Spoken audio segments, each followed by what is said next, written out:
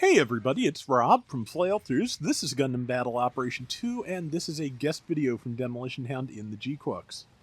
I really do like the GQuuuuX. It is fun to use.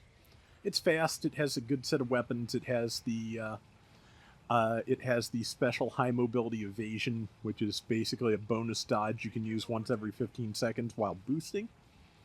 And yeah, it's very solid, and I enjoy it.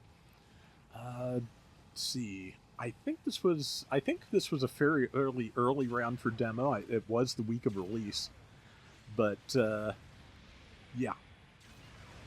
Okay, 2579. It's not a particularly strong Garrowby, but when it hits pretty well, and it can, like most of those, it pierces and hits everything in a straight line.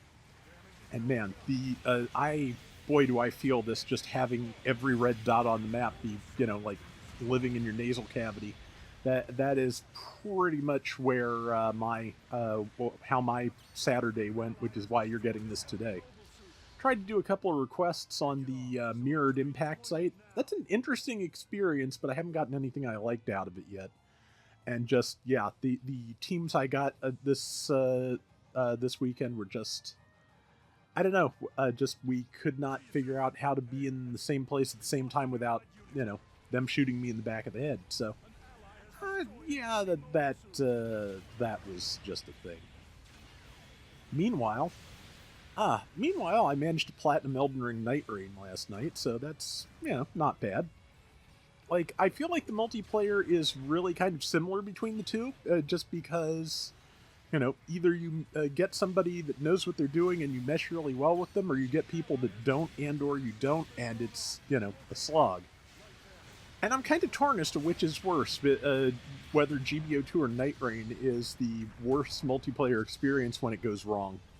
Because, in Night Rain, you're at least not fighting other people, so, that it's a little bit easier to guarantee you don't get ganged up on unless you really want to be. And, it's kind of, I don't know whether to think, hey, you can't get a rapid-fire succession of teams that drive you crazy in like GBO2, or, Night Rain being worse in the, case of, oh, this bit goes on for 15 more minutes. But, regardless, like I said, there are similarities, and when, I think the biggest similarity, though, is just the fact that, both games work a lot, like, just the technical skills will get you a long way in either one, but working well with others and knowing what a bad decision looks like and how not to make them is going to get you further than even just, technical, combat skills. That's how I feel about it anyway, because, yeah, I am, technically speaking, okay, not great at Souls-likes, but I do know, in a very literal sense for Night Rain, I at least know when to come in out of rain. But, yeah. But I do enjoy the game. I think I'm done until the DLC comes out, though, because there's supposed to be more later. But, like I said, had a good time, got the platinum, second ever platinum behind Elden Ring itself, so... Yeah, somebody sent Fall back, and yeah, demo had pushed way far forward, and yeah, I think the two people who are still alive really could stand to fall back, but the good news is there's enough of a lead that if they don't, it's not going to be, not going to mean a loss, so hopefully. Yeah, I brain, and not particularly well today, but yeah. Sometime in the next week, I should have the Light-Type Cannon and the Ganhakuji packs models, and I'm really looking forward to that. I got the next couple of 30-minute fantasy kits as well, so... that's... And I don't know if you heard, but they announced a new Samurai Troopers, aka Ronin Warriors series recently for, I believe, late this year or early next year. And mentioned that there will probably be plastic models for it, and the 30-minute fantasy line would be perfect for that. So I'm really hoping that's the model they go with for the kits, because yeah, I would love some Ronin Warriors kits in that style.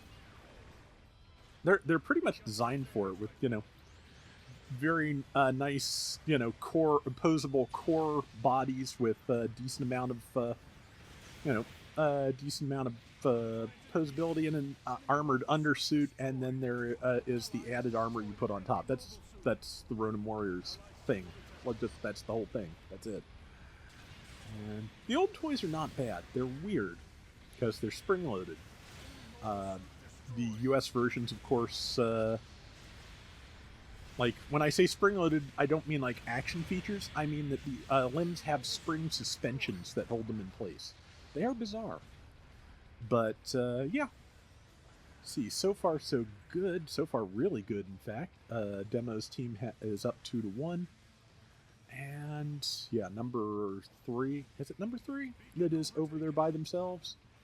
It is. The Isaac is not a terrible choice for, you know, base bombing, because it means, because it does have stealth. And with the radar pulse, you can kind of tell when everybody is headed your way. Demo tried to use the Garibee to hit the terminal in the hope of stopping any defusing that might happen. Did not, unfortunately, work out that way. Good use of the evade by the enemy GQuuuuuuX to get around Demo's Garibee. And let's see. The standard charged beam rifle does fire in bursts when you charge it, so it can actually be a good choice for, you know, like hiding around corners too, because if the first shot misses, you have a little bit more of an opportunity to change your you know, adjust your aim than the Garibee allows for. Good use of the evade there. Did get a hit in on the other Quacks before he got killed, but yeah, that's the thing I really like about the extra high mobility evasion skill. When your legs are broken and you start boosting ordinarily, you cannot cancel into a dodge roll. When you stop boosting, you fall on your face. With high mobility evasion, you at least do have an option at the end of that boost to keep yourself on your feet, and that's important. Likewise, since it doesn't burn up all of your thrust, you can follow it with a standard dodge roll or tackle if you need to. So, yeah, it is a really good tool, and I hope we get more suits that have it. Let's see. A few seconds left here, and yeah, round has gone very well. Good dodge by that GQuuuuuuX. The axe kind of, you know, hit the building. It is a large hitbox, so it is very prone to hitting obstacles. And also, to my knowledge, it is not steerable, so wherever you put it is where it's going. Yeah, really good round, and yeah, that was fun. Like I said, I just like the suit. I hope we get the G-Fred soon, and I'll be interested to see how it is. And we could easily get another version of the GQuuuuuuX, in my opinion. $109,000. Points, 6 and 3, top score, really good round. So that is going to do it for today's Gundam Battle Operation 2. We'll be back soon with more. Till next time, everybody take care and have fun. Later! I'm not 100% sure, but I believe the next releases in the GQuuuuuuX model line after the GAN and the light gun cannon are the Rickdom and Figure-Eye Standard Nyan, so I'll be trying to get both of those. I still hope they do pilot suit versions of the characters too, because like standard Machu cannot wear the beanie, and that bothers me.